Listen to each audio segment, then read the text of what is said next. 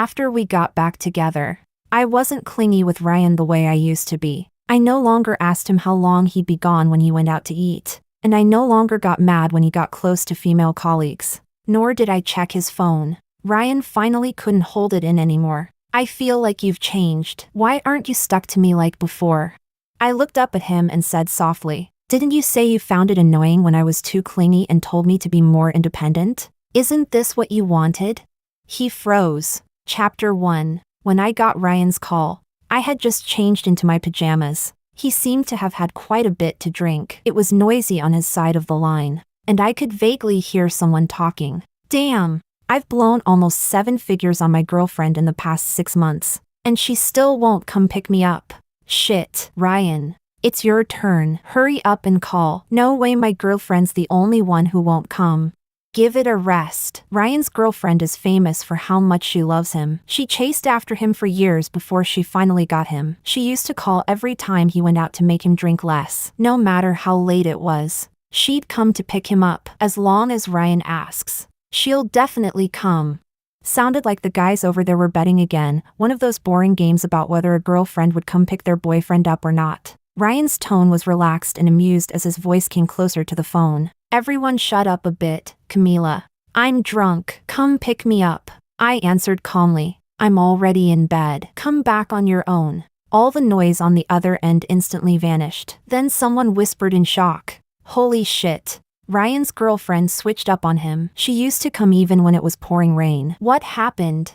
Ryan went quiet for a moment. When he spoke again, all traces of laughter were gone. Camila, you. I cut him off. I'm going to sleep. Hanging up. Then I stopped listening to whatever he was going to say and hung up directly.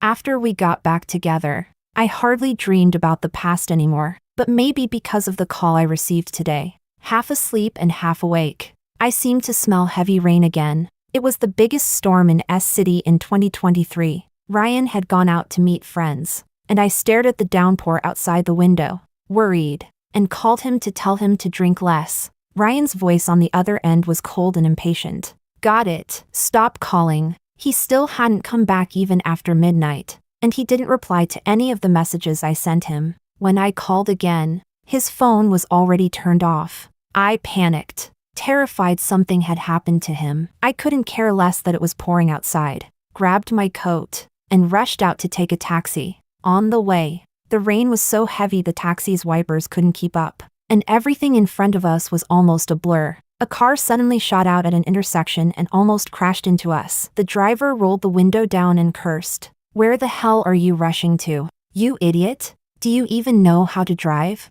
He kept swearing under his breath the entire way. I was a little scared and gripped my phone tighter. From the south of the city to the north, it took an hour and a half. The rain was so heavy you could barely see the road. But in the end I finally made it safely to the restaurant where Ryan's gathering was. The wind drove the rain hard. Even with an umbrella, I was drenched. When I saw Ryan walking out of the restaurant, I let out a breath of relief and jogged toward him, just about to call out, Ryan. But when I saw the girl next to him, my steps slowly came to a stop. Helen was wearing Ryan's jacket over her shoulders. Ryan stood at her side. Under the lights, she stood in her thin high heels. Not a drop of rain on her. Her makeup and hair were flawless, and she was smiling as she chatted with Ryan. The gentle smile on Ryan's face vanished the moment he saw me. He frowned out of habit. What are you doing here?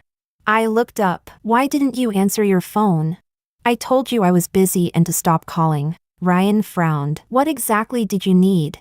I wanted to ask him, didn't he say this was a gathering with friends? Why was Helen here too? Helen was his childhood sweetheart. They had grown up together. They'd only gone their separate ways when Helen went abroad after the college entrance exams. Recently she'd returned to the country, and they got back in touch. From Ryan's friends, I heard that they had almost gotten together in the past. Ryan had liked Helen a lot back then, when she left the country. He even went to the airport in a heavy storm to chase after her. Ryan cared a lot about anything related to Helen. Not only did he hire her into his company, he often chatted with her. The Ryan who only replied to me in a few short words would chat with Helen until late at night. Whenever I asked him about it, he would answer impatiently, "We're only talking about work. She's not like you. She's outstanding and independent. Not like you." with nothing in your head except romance. Camila, do you have any idea how annoying you are like this? For Helen's sake. I'd fought with Ryan more times than I could count. I should have been angry, should have questioned him. But in the end I didn't say anything, I just wiped the rain from my face. I was worried something happened to you, so I came to pick you up. Helen smiled. Camila, you're not here to check up on him, are you? I've heard for a long time how tightly you keep tabs on Ryan. I finally get to see it for myself today. The guys behind her all snickered. I'll take Helen home. You go back first. Ryan seemed to feel embarrassed and didn't look too good.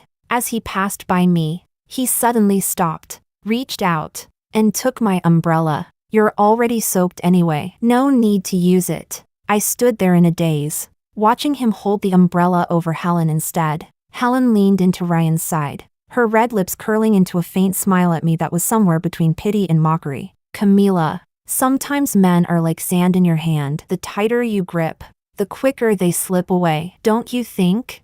Why are you telling her that? She wouldn't get it. Let's go. Ryan held the umbrella and walked away with Helen. I watched his car splash up sheets of water as it drove through the rain, the taillights disappearing quickly into the downpour. From beginning to end, Ryan never once asked how I got there, or how I was going to get home. One of his friends, unable to stand watching, spoke sympathetically. Sis-in-law, how did you get here? I'm headed that way. I'll take you. I stood there blankly for a moment, then lowered my head and used my sleeve to wipe off the water dripping from my hair. Thank you. I'll trouble you.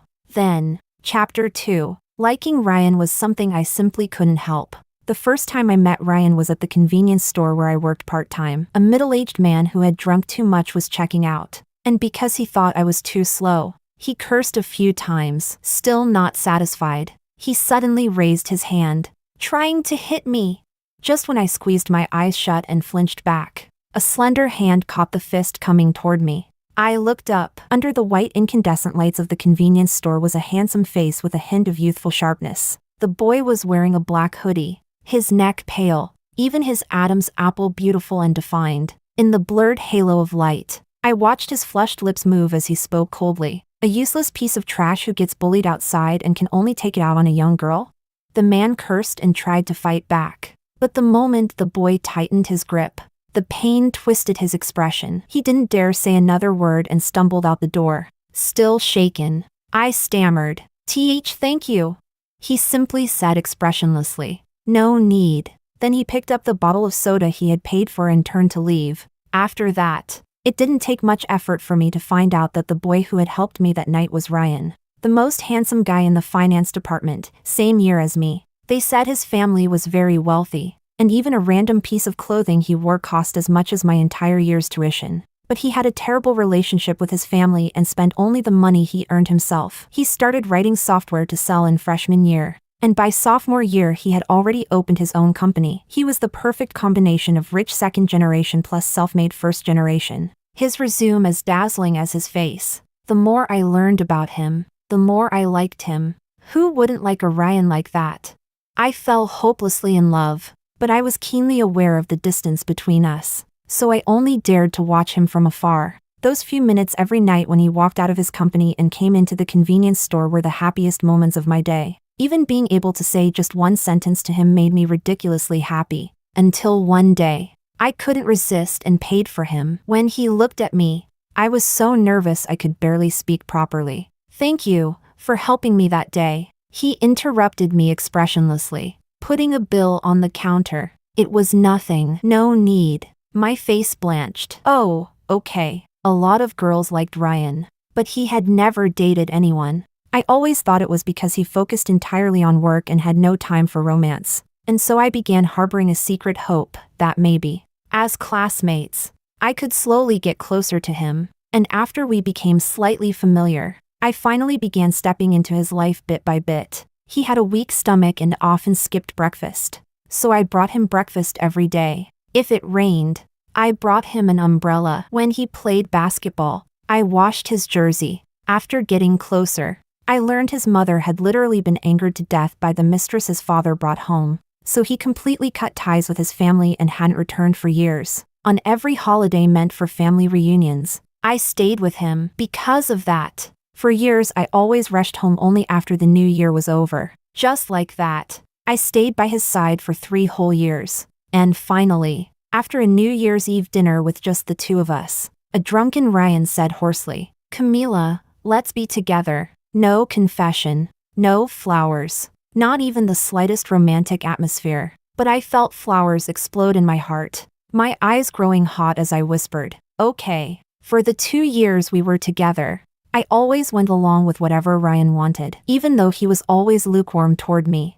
I just assumed that was his personality. It wasn't until Helen came back that I realized even someone as distant as Ryan could still hold his phone and chat with someone late into the night, a smile lingering at the corner of his lips. I finally understood my own self-deception. So it wasn't that he couldn't love. He just didn't love me. Chapter 3. Ryan and I broke up because of something very ordinary. I was working overtime on a project until after midnight. On my way home alone in a cab, the driver said there was roadwork up ahead and he needed to take a different route. I didn't think much of it at first, but when I saw the roadside getting darker and darker, I started to feel afraid. The driver seemed to sense my fear and began to harass me verbally. "Pretty girl, what kind of work do you do?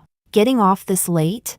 When I didn't answer, he grew annoyed and started mocking me bitterly. "You women have it easy making money. Just lie down, spread your legs, and the cash comes in. Unlike us, working our asses off every day for peanuts. How much do you charge a night? Sweetheart? I'll waive your fare and take you out for a late night snack. How about it?" I was terrified and called Ryan, but his line was busy the whole time, and the messages I sent him might as well have sunk into the ocean. My hands shaking, I pressed the one-key emergency call. A text quickly arrived on my phone. "You attempted to call 110. We have notified your emergency contact. Please try to avoid conflict. Stay away from danger, and keep in touch with the police." Completely useless. Thinking of similar stories I'd seen on the news, I sank into overwhelming despair. Gritting my teeth, I dialed 110 and said to the driver, "I called the police. I want to get out." The driver froze for a second, then snapped and spewed the vilest curses at me. "Are you fucking insane? You filthy bitch. I was just joking with you and doing you a favor. You stupid cunt." Fortunately, he still didn't dare actually do anything to me. He slammed on the brakes, stopped the car, yanked me out, and dumped me by the side of the road before stepping on the gas and driving off. On a freezing winter night, I stood alone in the pitch-dark weeds at the side of some deserted road in the outskirts. The signal in the suburbs cut in and out. I'd been afraid of the dark since I was little, and now I was so desperate I didn't know what to do. I held back my sobs and called Ryan over and over, but he never picked up. Maybe he was asleep, wiping away my tears. I called a friend. Luckily, she was still awake, answered my call, and hurried over to where I was. Unfortunately, my phone died. I don't know how long I was out there, but after a long time, my friend finally found me, standing by the roadside, freezing, terrified, and nearly fainting. When I got home, the lights were still on. I froze for a moment and pushed open the bedroom door. Ryan was on the phone, the corners of his eyes and brows soft with laughter. When he saw me, his expression returned to its usual neutrality. "Why are you back so late?" I said softly. "Ryan, I called you so many times. Why didn't you pick up?" He glanced at his phone and said matter-of-factly, "I was on a call." "What's wrong?" "Then what about my messages? Why didn't you reply to those?" Ryan frowned. "What exactly are you trying to say?" There was so much I wanted to say. I wanted to cry, to throw myself into his arms. I wanted to ask if he had any idea how scared I'd just been. I wanted to ask why he hadn't answered me. But in the end, all I said was, nothing. That night, after Ryan fell asleep, I opened his phone. He had been on a call for more than 3 hours. The person on the other end was Helen. No wonder his line had been busy and he never picked up my calls. I felt my fingertips colder than the screen as I opened WeChat. Pinned at the top was his chat with Helen. They didn't say goodnight to each other until late at night. I scrolled down. Below that was my chat window. When I opened it, I saw a little bell icon next to my name, with a line through it. No wonder Ryan never saw my messages. He had muted me. I didn't sleep the whole night. just staring out the window. Ryan was sleeping right next to me. I studied the face I had loved for so many years and finally realized that although we had been walking in the same direction all this time, no matter how hard I tried, I could never get close to him. This relationship had always been a mistake. Now, it was time to end that mistake. Chapter 4. Breaking up with Ryan didn't take much effort. I mentioned it in the morning, and he just looked up at me, as if he hadn't expected me to bring it up. Then the corners of his lips tightened, and he lowered his gaze. If you've thought it through, then fine. While I packed my things, he sat on the sofa without saying a single word. Breaking up with Ryan hurt exactly as much as I had imagined, even though I was fully aware he didn't love me. After loving him for so many years, letting go wasn't easy. Coincidentally, he became the client for one of our company's projects. After a dinner meeting, he unexpectedly walked over to me. "Where are you living now? I'll drive you." I didn't refuse. When we arrived at my place, his brows were knitted tightly, his left hand pressing against his stomach. "My stomach hurts. Can I go up and have some hot water?" But before we even reached my home, he pushed me against the wall in the dark staircase. I don't know who kissed whom first amid the chaos. All I know is that Ryan had plenty of energy that night, with no trace of stomach pain. When I woke up the next morning, he was leaning against the headboard, listening to the noises of the morning market outside, his expression not very pleasant. "I've given you money. Why are you living here?"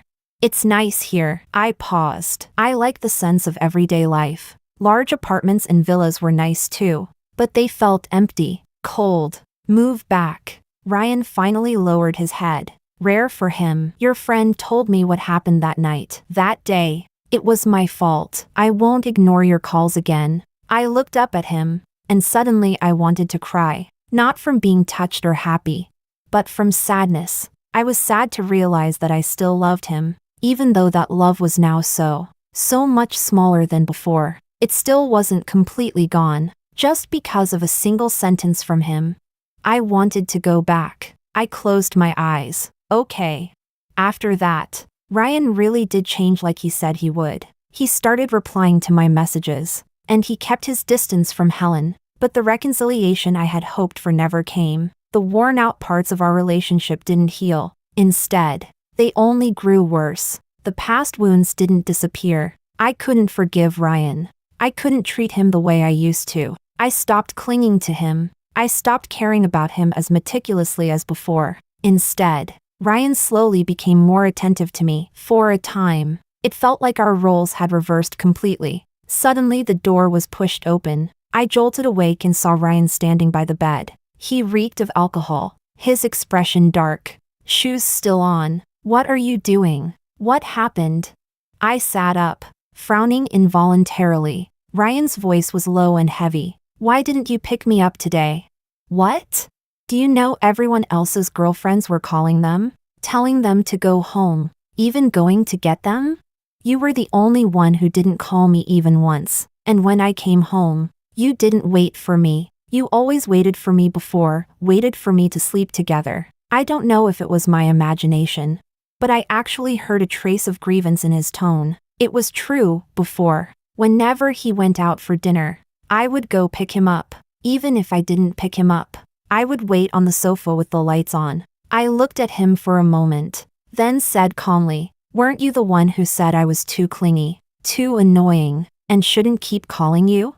"Ryan, isn't this exactly what you wanted?" He froze, thinking he didn't understand. I explained, "That time I went to get you, you said I was annoying and told me not to worry about you anymore." "That's not what I meant." He stopped mid-sentence, speechless. "Don't worry." I turned away, curling back into the blanket. "I won't worry about you anymore." Ryan stood there for a long time but didn't say anything else. That night, the breathing beside me never steadied. Ryan tossed and turned, seemingly unable to sleep.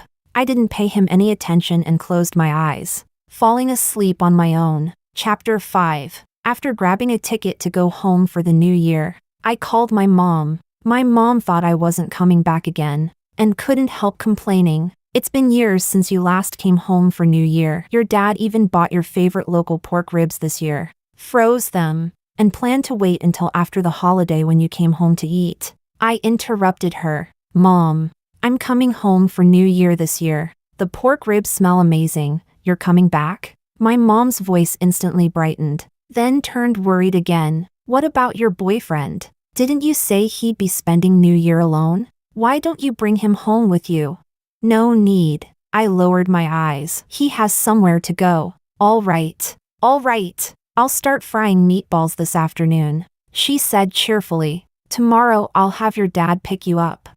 Sitting in the back seat of the car, I watched the scenery on both sides retreat rapidly. The small hometown city hadn't changed much after so many years. The shops lining the streets had hung red lanterns and the character Fu. Children chased each other setting off firecrackers. Couples bundled in thick down jackets ate roasted sweet potatoes. I suddenly felt that the emptiness in my heart finally had somewhere to rest. My mom was happily chatting nonstop in the passenger seat, seeing the white strands in her hair at her temples. My nose suddenly stung, and a deep ache filled my chest. What had I been doing all these years?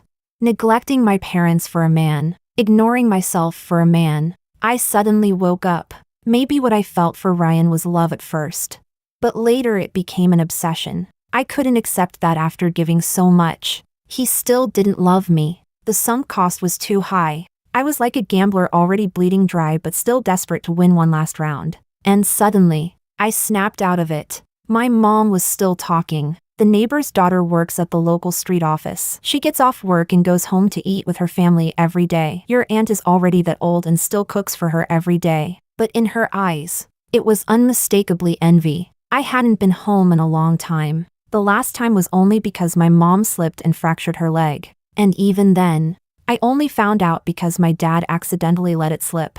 I rushed home and scolded my mom. Why didn't you tell me?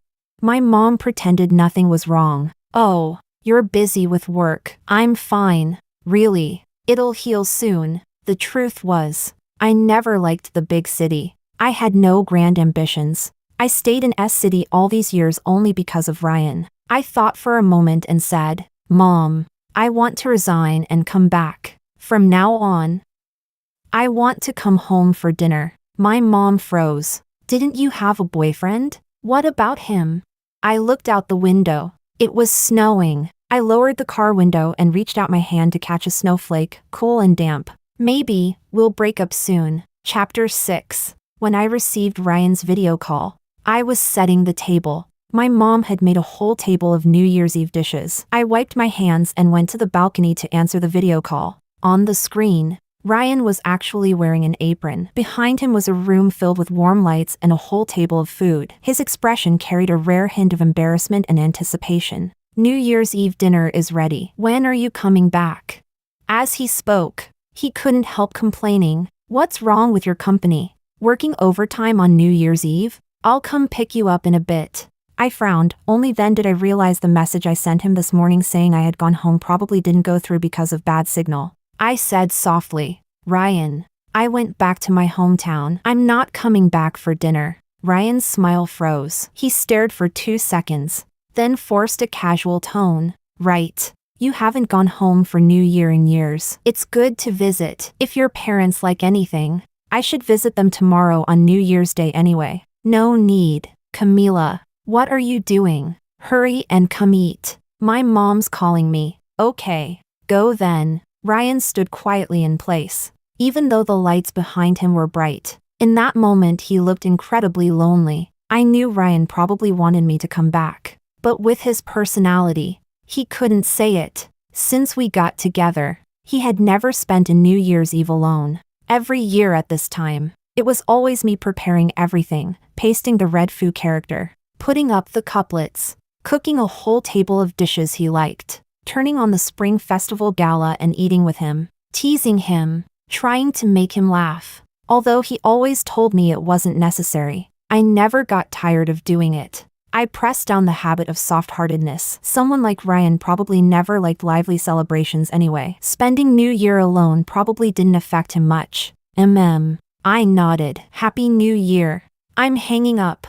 On New Year's Day morning, my mom couldn't help nagging again. My colleague's second kid is almost in kindergarten already. And you've been with that man for years and still have no outcome. If you're breaking up, then break up sooner. She lowered her voice mysteriously. Mom recently met an excellent young man. I'll introduce him to you. I perfunctorily replied. My mom's so-called excellent was usually just stable job plus male. Her introductions were worse than praying at a temple. No. Really? This one isn't like the previous ones. My mom put down her chopsticks. The boy who just moved into the house next door, I already asked around. He's 2 years older than you. His family owns their own company. He's already taken over the business. Super handsome, handsomer than movie stars, and single. I tugged the corner of my mouth. Mom, how could someone like that be single? Either he's gay, or if he's rich, why on earth would he live here? Wouldn't a big villa be better? You'll know when you see him. He's a good kid. Last time the faucet broke, he was the one who fixed it. He said he likes the lively atmosphere here and moved in on purpose. My mom was probably getting fooled again. Maybe this was someone selling supplements or running a pyramid scheme. I was about to reason with her when the door suddenly knocked. Uncle, Auntie, it's me, Paul. I'm here to wish you a happy new year. You see how polite he is? Knows to visit for the new year. I know you don't believe me, just meet him. He actually came. What was even more absurd, I felt like his voice sounded familiar. I stood up and followed my mom to open the door, and when I saw that smiling face outside, I completely froze. Paul? What are you doing here?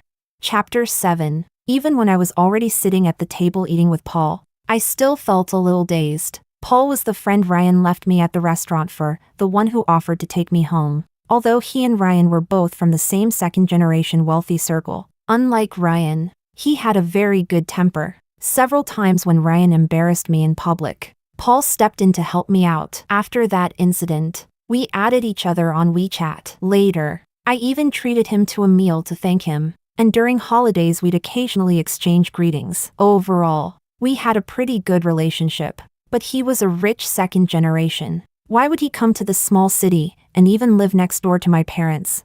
My company has a hot spring resort project nearby. My dad told me to take charge first to practice. I think living here is great, the neighborhood feels lively, and the jianbing downstairs is amazing too. I asked curiously, you can really get used to living here?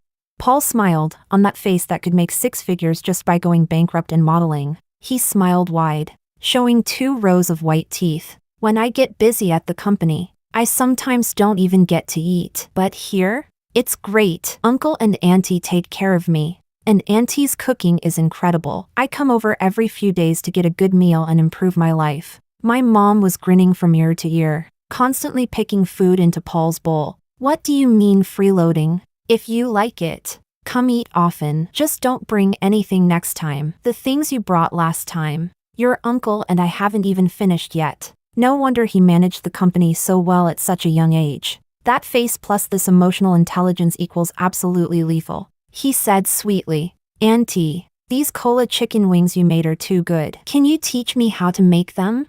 My mom waved her hand. Why would a company president learn this? Just have your chef make it for you. I want to cook for my future girlfriend. Auntie, you have no idea, finding a partner nowadays is difficult. If a man can't cook, young girls won't want him. My mom looked like she regretted she couldn't slap her thigh hard enough. She kept asking Paul, with conditions like yours, how are you still single? Are your standards too high?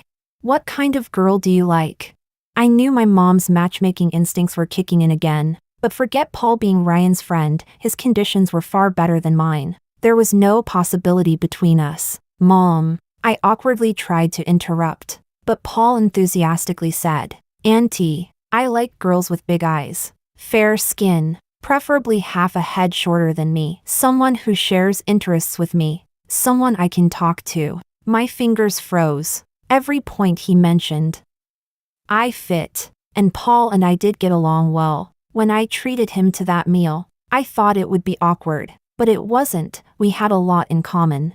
I had a niche hobby of crocheting, making clothes and bags by hand at home. I never expected a man like Paul to also love crochet. He said it was stress relieving, and whenever work became stressful, he would crochet something to reward himself. Later he even gifted me a moss green crochet rug he made himself. It was gorgeous. I loved it. Unfortunately, later Ryan threw it away. Maybe I was overthinking. My mom was looking at Paul like he was her future son-in-law. Completely smitten, she kept piling food into his bowl, and Paul played along, coaxing her. Those two were so close they looked more like real mother and son. Just when I thought the situation couldn't get more absurd, the doorbell rang. I exhaled in relief, quickly escaped from the table to open the door, thinking it was some relative coming to give New Year greetings. But the moment I opened the door, I froze. The second unexpected face of the day. Ryan stood outside carrying big bags, wearing a neatly pressed wool coat,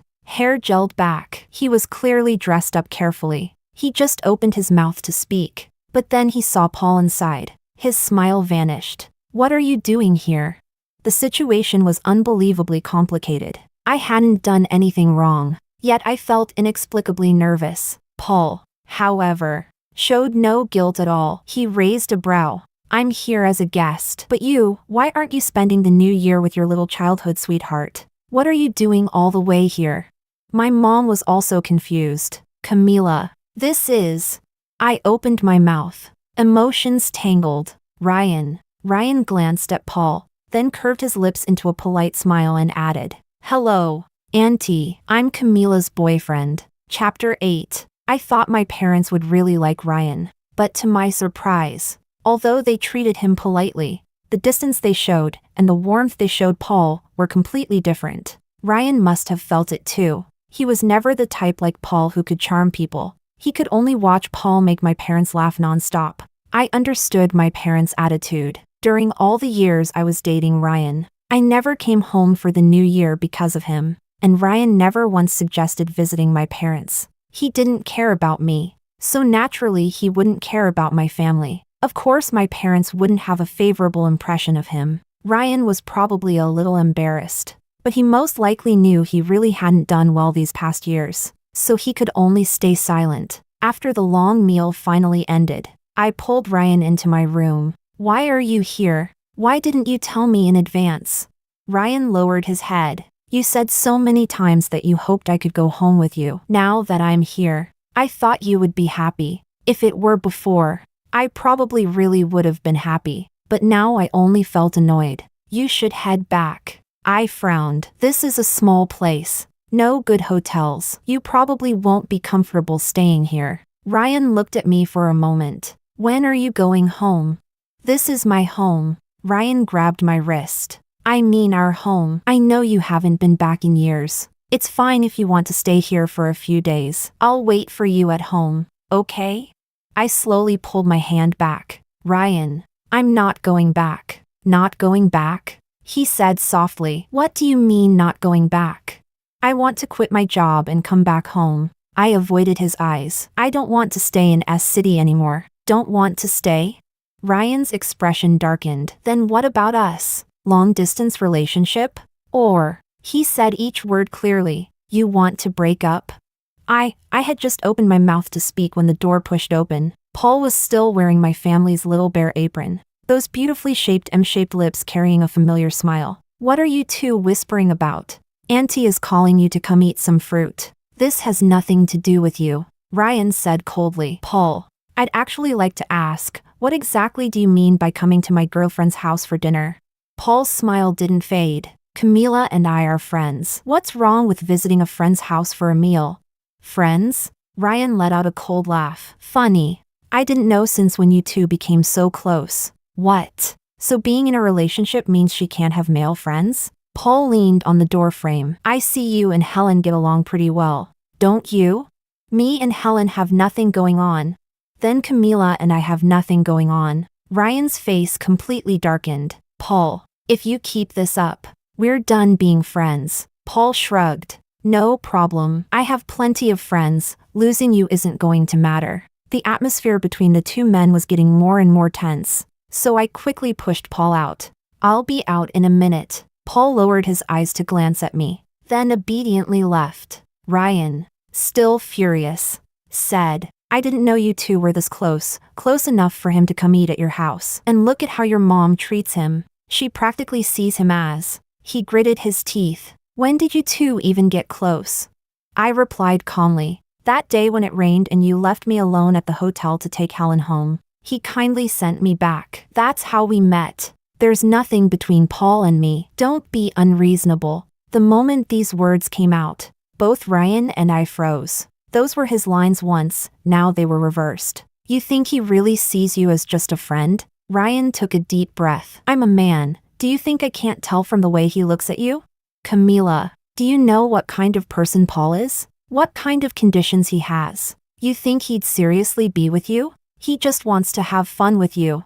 The second he finished speaking, he realized he said something wrong. That's not what I meant. I lowered my head. Ryan, go back. Chapter 9. When Paul invited my whole family to the hot springs, I originally wanted to refuse, but my mom dragged me along forcefully. He reserved the biggest and most luxurious suite for my entire family, and the meals were all extremely exquisite. I felt embarrassed. You really spent too much. But Paul didn't mind at all. This is my family's business. It doesn't cost anything. The hot spring hasn't officially opened yet, so you and uncle and auntie can try it out first. If anything isn't good enough, I can fix it in advance. The hot spring resort was built to be very high-end. My parents were excited and played all day, going to bed early that night. It happened to be snowing outside. I couldn't sleep, and suddenly felt the urge to try what it felt like to soak in a hot spring under the snow. Large snowflakes floated down, glowing like sparks under the lights. In the cold air, I slid into the warm, almost hot water, shivering as every pore on my body slowly relaxed. After soaking for a while, the snow fell even harder. Feeling playful, I reached out toward the bank to grab a handful of snow, when suddenly I heard rustling sounds coming from the hot spring behind me. Startled, I shrank back into the water. Who? Me. Paul's voice sounded. I'm drinking over here. Didn't expect you to be here too. I brought sake. Do you want some? I was wearing a swimsuit and already felt a bit embarrassed. But Paul didn't come over. His footsteps faded for a moment, and then a wooden tray floated toward me from the upper stream. On it sat a bottle of sake and a delicate little cup. I really like this sake. Give it a try. Thank you. And that's how we ended up drinking together, separated by a cluster of trees. With snow falling all around us, we started chatting. At first it was small talk, but the more we drank, the deeper our conversation became. I felt more and more that I resonated with Paul. We thought the same on many things, and even our favorite movie turned out to be the same obscure one. Paul was probably drunk when he suddenly asked, "Why do you like Ryan so much? I thought you two had already broken up. Didn't expect you to get back together." I thought for a moment and told him how Ryan and I first met. I didn't know what exactly I liked about Ryan. Was it him as a person? Or the halo from when he saved me? Or maybe just years of stubborn attachment that I refused to let go of? Suddenly, Paul asked a question that stunned me. If the person back then had been me instead, would you have liked me just as much? As his friend's girlfriend, I felt his question was crossing a line, but I couldn't stop myself from wondering, if it had been him, would I have liked him? Probably, yes. Paul was so good. Who wouldn't like him? But I couldn't answer. My mind was a mess. I stood up. It's too cold. I'm heading back. But as soon as I stepped onto the snowy bank, I slipped on melted snow. My feet flew out from under me and I screamed as I fell backward. Before the freezing ground hit me, I landed in a warm embrace smelling faintly of cedar. Paul had rushed over too quickly. A branch scratched his face, and bright red blood slowly seeped down his pale skin, looking eerily beautiful in the dim night, almost like a ghostly charm. "Are you okay?" he asked softly. Yeah, I thought he would let go, but he kept holding me, the cedar scent mixed with the warmth of the sake. Only then did I notice that Paul's eyes were a bit lighter in color than most people's, but now they seemed even darker. In the heavy snow, I felt as if the distance between us kept shrinking. I should have stepped away. But he was so warm. I didn't want to. His hand around my waist felt almost burning. Realizing this, I jerked and pushed him away hard. Paul froze, staring at me. "I'm leaving." I avoided his gaze, grabbed my robe, wrapped it around myself haphazardly, and turned to go. Behind me, Paul remained silent, saying nothing at all. Chapter 10. When I went back to the company to resign, my manager kept trying to persuade me to stay. You've always done well in this job. You're about to move up. Why quit so suddenly? Seeing that I was firm, she sighed and still approved my resignation. I had thought it through. I wasn't really suited for this job. Although the income was high and it looked respectable, the commute took more than 2 hours every day. Plus overtime. Running around exhausted for so many years was truly too tiring. Going back to my hometown would mean earning less. But I wouldn't need to rent a place. The cost of living was low, and overall life would definitely be more comfortable. Next, it was time to break up with Ryan. I didn't expect that the reason for the breakup would come so quickly. When I got home, I happened to run into Helen walking out of the house. She was wearing a black YSL wool coat, sheer black stockings, and a pair of CL red-soled heels. Her eyes were red as she clutched Ryan's arm, speaking emotionally. Ryan, do you dare say you don't like me?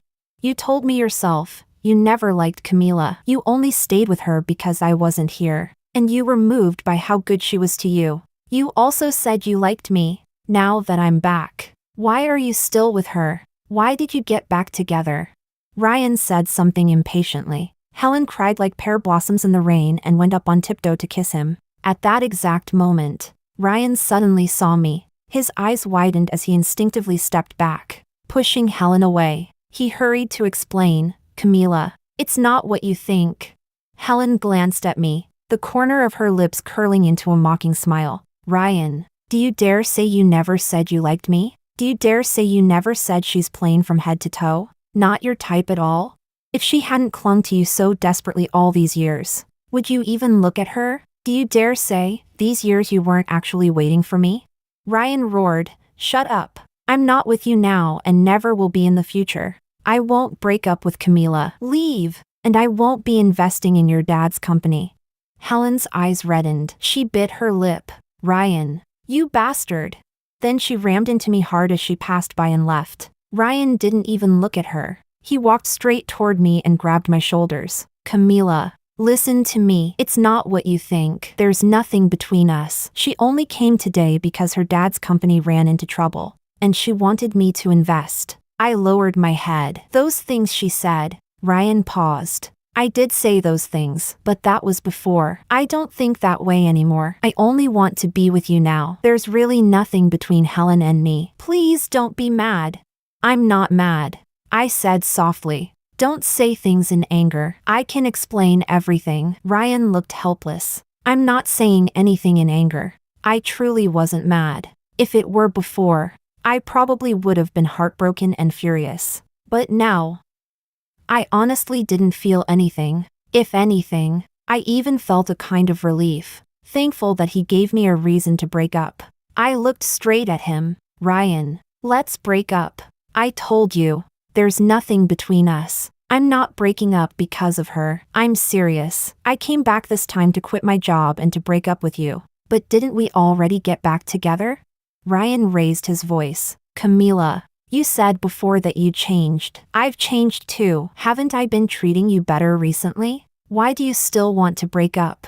I don't know. I laughed bitterly. I really don't know. Ryan trying to keep me was something I had never dared to dream of before. Even the last breakup. If he had said these words back then, I probably would have continued loving him desperately. But feelings truly can be worn away completely. Loving him was something I insisted on for too many years. But falling out of love only took a moment. I really no longer had feelings for him. I'm sorry. I told Ryan. I'll move my things out today. From now on, I hope you can be happy. Chapter 11. After returning home, I heard from my mom that Paul hadn't come back recently. My mom was still feeling regretful, but I didn't think much of it. He probably moved away. Someone like him wouldn't stay here forever. I switched to a different company, and everything seemed like a fresh start. When relatives tried to introduce me to a blind date again, I hesitated for a moment but didn't refuse. Maybe this is the kind of life I should have. Finding an ordinary man, building an ordinary family, living an ordinary life. What happened with Ryan felt like a dream. Now that I'd woken up, I should return to the right path. The man my relative introduced me to arranged to meet at a cafe. First, I listened to him complain for a long time about how cafe coffee is all a scam and overpriced. Then he started bragging about how he knew this person and that person. How extensive and powerful his connections were. He must have finally gotten thirsty. Took a sip of coffee and looked at me. I think the old rules passed down by our ancestors are still right. Men should work outside. Women should handle the home. In the future, I'll work hard outside, and you just need to take care of the family. I thought for a moment, so I don't need to work and will just be a housewife? The man wagged a finger. Oh no. I'm not asking you to earn a lot of money. But people shouldn't be idle. You still need to work. I couldn't bear it anymore. Sorry. I don't think we're suitable. He raised a brow. What part isn't suitable? I think you're pretty good. I paid the bill and was ready to leave, but he blocked my way. Say it clearly. What part do you think is not suitable? Camila, what are you doing here? My shoulder was suddenly wrapped by an arm. I widened my eyes and looked up to see Paul's smiling gaze. And you are? The blind date man was stunned. I'm her boyfriend. And you? Paul raised a brow. Expression unfriendly. He was nearly 1.9 meters tall, a whole head taller than the blind date. The man didn't dare start a conflict and stepped back, muttering curses as he left. Having a boyfriend yet coming on blind dates. Crazy. I frowned and pushed Paul away. What are you doing? You're ruining my reputation. Who would dare introduce me to a blind date in the future now? I'll make it up to you. Paul lowered his head to look at me. I didn't understand. What? You're looking for someone to marry, right? I think my conditions are much better than that guy's. Why don't you consider me? I bit my lip. Can you stop joking? How am I joking? You already moved away, and you won't stay here in the future. I don't have time to play this ambiguous game with you. Wait. Paul grabbed my wrist. Who told you I moved away? I only went back because the project needed a report. I've already moved back. Tonight I even told your mom I'd go over for dinner. I froze. After a long while, I looked conflicted. Why? Why would you do that? I really didn't understand why Paul would go this far. We did get along, but nowhere near the level of romantic feelings. He had no reason to like me. Paul seemed to have noticed. He openly admitted, actually, I've liked you for a long time. I've been waiting for you and Ryan to break up. Last time you broke up, I wanted to pursue you. But you two got back together too fast. Now that you've broken up again, I can't keep waiting. But why? I was confused. Paul and I didn't have many interactions. Back when I was with Ryan, we had eaten together a few times. But after that we barely stayed in touch. Do you remember the time Ryan was drunk and I took him home? Paul looked out the window. You weren't asleep. You were waiting for him on the sofa. When you saw he was drunk, you were so worried. You helped him take off his shoes, his coat, wiped his face, and cooked hangover soup for him. At that moment, I thought, Ryan is really lucky. Someone is waiting for him this late. He smiled faintly. I've always had everything growing up.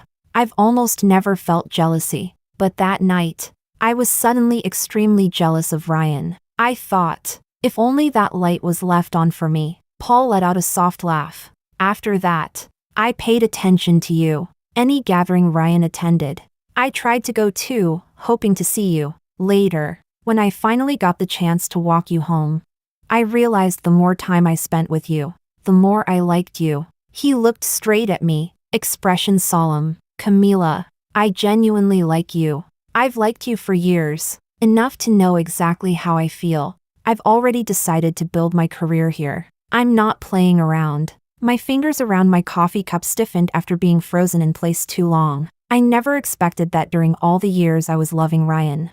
Someone else had been quietly loving me too. Paul had no need to lie. A man like him could have any woman he wanted. He had no reason to spend so much effort on someone as ordinary as me. My heart was a mess. You, let me think about it. Paul gazed at me seriously. I won't force you to be with me right away. I just hope that, if one day you're ready to start a new relationship, I can be your first choice. Chapter 12. When I saw Ryan at the company, I thought I was seeing things. The coworker next to me tried hard to suppress the excitement in her voice. This is our new boss. The day before yesterday he bought our company. I heard his family is super rich. And he's still single. Can you believe it? TSK, TSK, TSK. I was absent-minded the whole day. But luckily Ryan didn't do anything out of line. Until after work, when I stepped into the elevator, the doors opened, and there was only one person inside, dressed in a suit, tall and handsome. Ryan looked at me in silence. If I turned and left now, it would look way too deliberate. My steps faltered for a moment, but I still walked into the elevator. I had just reached out to press the button when Ryan spoke. Camila, what do you actually want? My hand paused. What? Ryan closed his eyes briefly. I know I wasn't good to you before. From now on I'll consider your feelings. I'll stop contacting Helen and keep my distance from other women. I'll care about you more. Look after you more. Everything I did wrong, I'll change. Suddenly, he pulled a ring out of his pocket, dropped to one knee, his expression deadly serious. Camila, whatever you want, I can give it to you. Let's get married. This time I was truly stunned. Are you crazy? All these years we'd been together, it wasn't like I'd never thought about marrying Ryan. It was the extravagant wish I dreamed of, but never dared to say out loud. I knew Ryan wouldn't want to marry me. In fact, all these years he had never once mentioned marriage, nor had he ever come home with me to meet my parents. You like it here, so we'll live here in the future. I've already bought a place. From now on I'll manage the company remotely. I was the one who did things wrong before. I'll go see your parents and apologize in person. Let's get married, okay? He repeated himself again. If this had been before, I probably would have gone crazy with happiness. But now I took a step back, only finding it absurd to the point of ridiculous. Back when I wanted it, I begged in every way and still couldn't get it. Now that I've let go, it delivers itself to my door. So what did everything I gave before even count for? What do you want? Ryan held up the almost blinding diamond ring, jewelry, custom wedding dress, rings. I can give you all of it. The house is fully decorated according to your taste. Didn't you really want to marry me before? Camila, can't we just be good to each other? Why? I couldn't understand. Ryan tried to slip the ring onto my finger. Camila, we've been together so long, and we're a good match. It's such a pity to throw this relationship away so easily. As Ryan's expression slowly turned cold, I gently pulled my hand back. Ryan, when I liked you, I wanted everything. But now that I don't like you anymore, whatever you give me, I don't want it. The elevator doors opened. I had never imagined this sentence would come out of my mouth. Let's part ways peacefully. Chapter 13. Paul really did move back just as he said he would. And my parents liked him so much they practically treated him like their own son. He came to my house for dinner almost every night, and my mom would even cook the dishes he liked on purpose. He never came empty-handed, but he also never brought anything extravagant, just food or daily items. Every time, he managed to coax my mom into grinning from ear to ear. After dinner, she would urge us to go for a walk to digest the food, and I knew she was trying to create opportunities for us. At first, I felt a little embarrassed, but as time passed, I gradually got used to it. The winter nights were freezing, and my hands hurt from the cold. I couldn't help blowing warm air onto them. Paul glanced at me, opened his coat, and gestured.